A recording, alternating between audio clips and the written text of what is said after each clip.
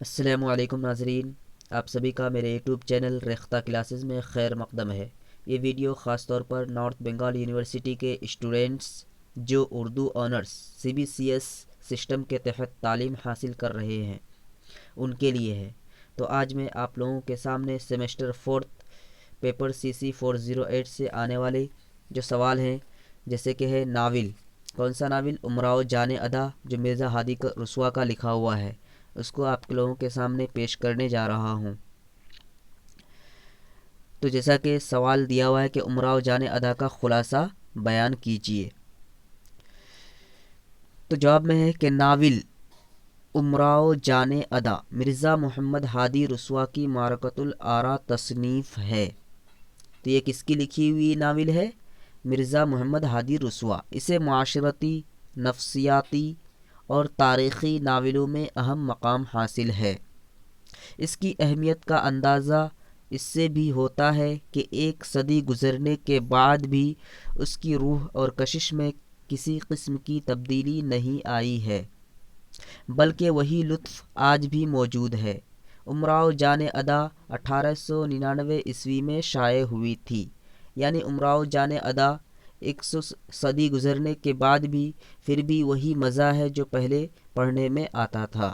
تو یہ ناول جو ہے کس کی لکھی ہوئی ہے؟ مرزا محمد ہادی رسوا کی لکھی ہوئی ناول ہے، اور اس کو کب شائع ہوا تھا؟ 1899 عیسوی میں یہ شائع ہوا تھا۔ تو چلیے آگے دیکھتے ہیں کہ رسوا کے دوسرے ناول کے برخلاف امراؤ جان ادا ایک طوائف کا سیدھا سادہ واقعہ ہے۔ تو امراؤ جان ادا کیا ہے؟ ایک طوائف کا سیدھا سادہ واقعہ ہے جو اس نے خود بیان کیا ہے۔ وہ ایک مسلم غریب مگر شریف گھرانے کی لڑکی تھی۔ کون؟ ایک لڑکی ہے امراؤ جان ادا، تو شریف گھرانے کی لڑکی تھی۔ اس کے والد فیض آباد میں جمعدار تھے۔ تو اس کے والد کا نام کیا تھا؟ جمعدار۔ کہاں کے تھے؟ فیض آباد۔ وہ نہایت سیدھے سادے اور سچے آدمی تھے، تو یہ بھی شریف قسم کا آدمی تھا۔ پڑوس میں ایک بدماش دلاور خان رہتا تھا، تو اسی کے پڑوس میں ایک تھا شخص جو بہت ہی بدماش گنڈے ٹائپ کا تھا، اس کا نام کیا تھا؟ دلاور خان۔ وہ ایک دفعہ گرفتار ہوا، تو ایک دفعہ جو ہے وہ کہیں پہ کوئی ظلم کیا تھا، اس کے خلاف کیس ہوا تھا، تو انہوں نے گواہی دی تھی، جمعدار نے گواہی دی تھی کس کے خلاف؟ دلاور خان کے خلاف۔ جمعدار نے اس کی چال کے بارے میں سچی گواہی دے دی۔ دلاور خان قید ہو گیا تھا، تو اس کو 12 مہینے کے لیے قید کر لیا گیا تھا، اور رہائی کے بعد جمعدار سے بدلہ لینے پر تلا ہوا تھا۔ اور جب 12 مہینے کے بعد جب یہ جیل سے چھوٹ کر کے آیا تو یہ کیا کیا؟ اس سے بدلہ لینا چاہا۔ چنانچہ ایک دن جمعدار کی 8 سال کی لڑکی امیرن اغوا کر لیا، پھر رات میں بیل گاڑی میں ڈال کر نکل گیا تاکہ اس کو مار کر کہیں ڈال دے۔ اور اس کی 8 سال کی ایک بیٹی تھی جس کا نام کیا تھا؟ امیرن تھا۔ اس کو رات میں اغوا کر لیا، یعنی اٹھا لیا، اور وہ سوچا کہ کہیں پہ مار کر کے پھینک دیں گے۔ آگے دیکھتے ہیں کہ کہیں ڈال دے۔ بیل گاڑی پر اس کے ساتھ اس کا دوست پیر بخش بھی تھا۔ تو جو بدماش تھا وہ جیل سے آنے کے بعد اس کی بیٹی کو اغوا کر لیا، اور اس کے ساتھ اس کو بیل گاڑی میں بٹھا کر کے کہیں لے جا رہا تھا، سوچا کہ اس کو مار دیں گے، لیکن اس کے ساتھ میں ایک اس کا دوست تھا۔ اس کا دوست کا نام کیا تھا؟ پیر بخش تھا، جس نے صلاح دی کہ امیرن کو لکھنؤ میں کہیں بیچ ڈالا جائے۔ تو اس کے دوست نے صلاح دی کہ چلو اس کو ماریں گے نہیں، اس کو کیا کرتے ہیں؟ لکھنؤ میں کہیں بیچ دیتے ہیں۔ چنانچہ یہ لوگ لکھنؤ پہنچے اور پیر بخش کے بھائی کے گھر امیرن کو اتار دیا، اور پیر بخش کا بھائی کہاں رہتا تھا؟ لکھنؤ میں، اس کو وہیں پہ اتار دیا گیا۔ لکھنؤ میں ایک مشہور کوٹھے دار خانم کے یہاں امیرن کو بیچا گیا، اور لکھنؤ میں ایک مشہور کوٹھے دار تھی جس کا نام خانم تھا، اس کے یہاں کیا کیا گیا؟ امیرن کو بیچ دیا گیا۔ خانم نے امیرن کا نام بدل کر امراؤ کر دیا، اور خانم نے کیا کیا؟ اس کا نام بدل کر کے امیرن تھا پہلے، اور بدل کر کے امراؤ کر دیا۔ اس کو موسیقی اور پڑھنے لکھنے کی تعلیم دی، اور اس کو موسیقی یعنی میوزک وغیرہ سکھائی، ڈانس کرنا سکھائی، اور تعلیم بھی دیا۔ اس کی طبیعت موسیقی کی طرف راغب ہوئی، اور وہ کیا ہوئے؟ موسیقی کی طرف اس کا دل کیا ہوا؟ رجحان بڑھ گیا۔ اس نے ادبی ذوق بھی پیدا کر لیا، اور دوران تعلیم ایک لڑکا مرزا اس کے ساتھ پڑھتا تھا، اور جب وہ پڑھ رہی تھی، کون؟ امراؤ، امیرن جو امراؤ ابھی بن گئی ہے، تو اس کے ساتھ ایک لڑکا پڑھتا تھا۔ پہلے دونوں لڑتے جھگڑتے تھے، اور دونوں کیا کرتے تھے؟ پہلے لڑتے جھگڑتے تھے۔ لڑکے کا نام کیا تھا؟ مرزا۔ مگر پھر ایک دوسرے سے محبت کرنے لگے، اور دوران تعلیم میں کیا کرنے لگے؟ ایک دوسرے سے محبت کرنے لگے۔ خانم کو یہ خبر ہوئی تو انہوں نے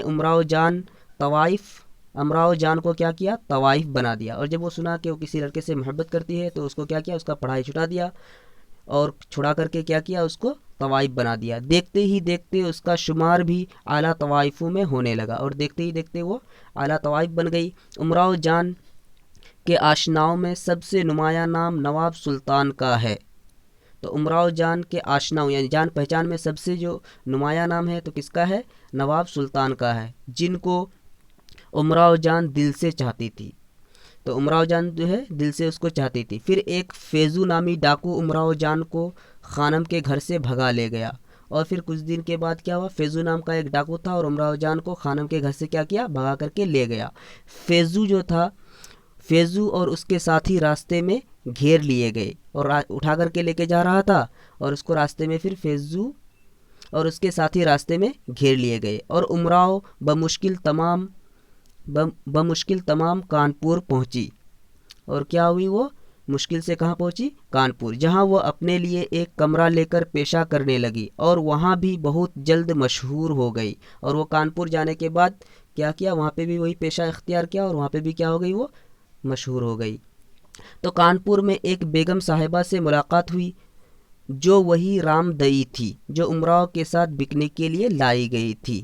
تو رام دئی تھی، امراؤ ساتھ کے ساتھ اس کو بھی بیچنے کے لیے لائی گئی تھی۔ اس کے بعد خانم کے یہاں لوگ کانپور پہنچ جاتے ہیں، اور پھر بعد میں کیا ہوا؟ جب پتہ لگا کہ وہ کانپور میں ہے تو کانپور میں بھی لوگ پہنچنے لگے، اور امراؤ کو منا کر لکھنؤ واپس لے آتے ہیں۔ یعنی کہ خانم کو جب پتہ لگتا ہے کہ وہ کانپور میں ہے تو وہ اپنے لوگ بھیجتے ہیں، اور اس کو پھر واپس کہاں لاتے ہیں؟ لکھنؤ میں لاتے ہیں۔ جب غدر پڑا تو وہ لکھنؤ کے شاہی دربار سے متعلق تھی، اور جب انگریزوں نے اودھ کے باغیوں پر حملہ کیا تو وہ فیض آباد پہنچ گئی، اور ایک دن اس کے گھر کے قریب مجرے کے لیے بلائی گئی، اور ایک دن کیا ہوا؟ اپنے گھر کی طرف مجرے کے لیے بلائی گئی۔ اس کی ماں نے اس کو پہچانا، تو تبھی اس کی ماں نے، امیرن کی ماں نے اس کو پہچان لیا، اور دونوں مل کر خوب روئی، اور دونوں گلے مل کر کے رونے لگی۔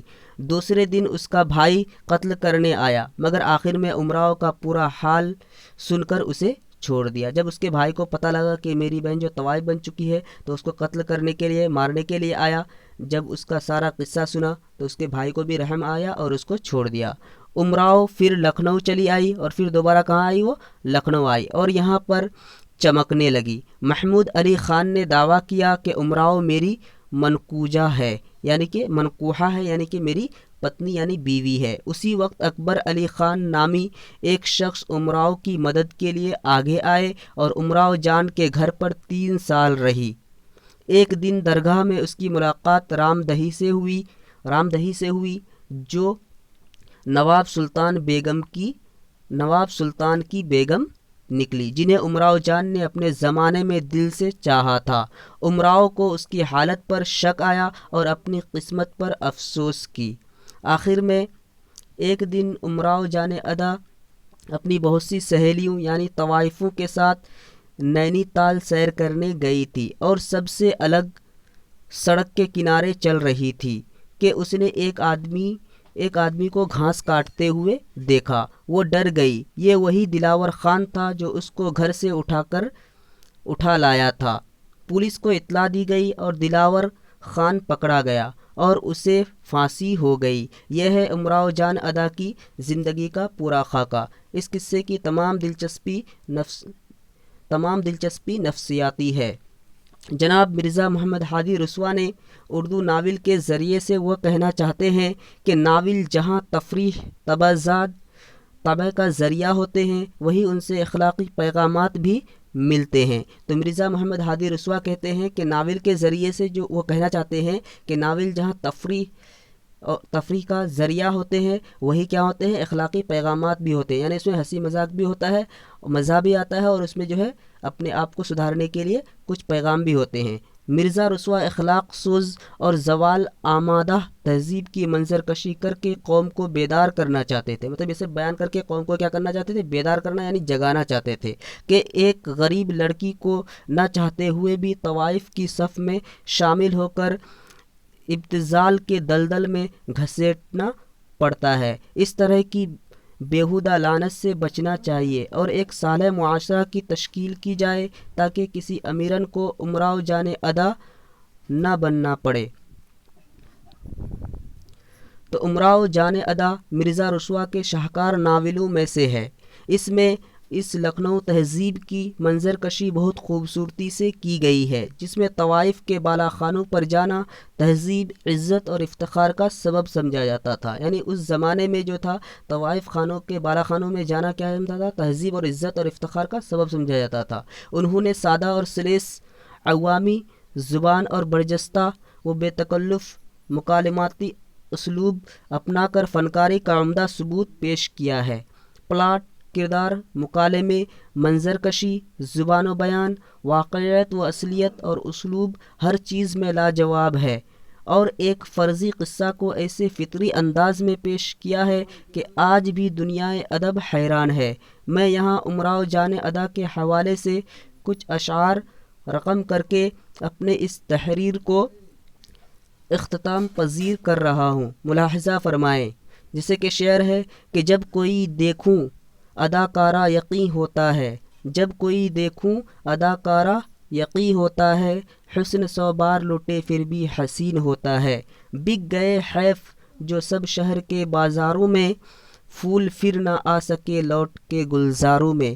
کس کو سنائیں حال دل زار اے ادا، آوارگی میں ہم نے زمانے کی سیر کی۔ آخر میں آپ ناظرین سے میری یہی گزارش ہے کہ اگر آپ لوگوں کو یہ ویڈیو اچھا لگا تو آپ لوگ اس چینل کو سبسکرائب کریں اور لائک بھی کر دیں اور بیل آئیکن کو بھی دبا دیں، اور اگر آپ کو لگتا ہے کہ یہ ویڈیو کسی اور آپ کے دوستوں کے لیے فائدہ مند ثابت ہو سکتا ہے تو اسے بھی شیئر کریں۔ پھر ملتے ہیں اگلے ویڈیو میں ایک نئے ٹاپک کے ساتھ، تب تک کے لیے خدا حافظ۔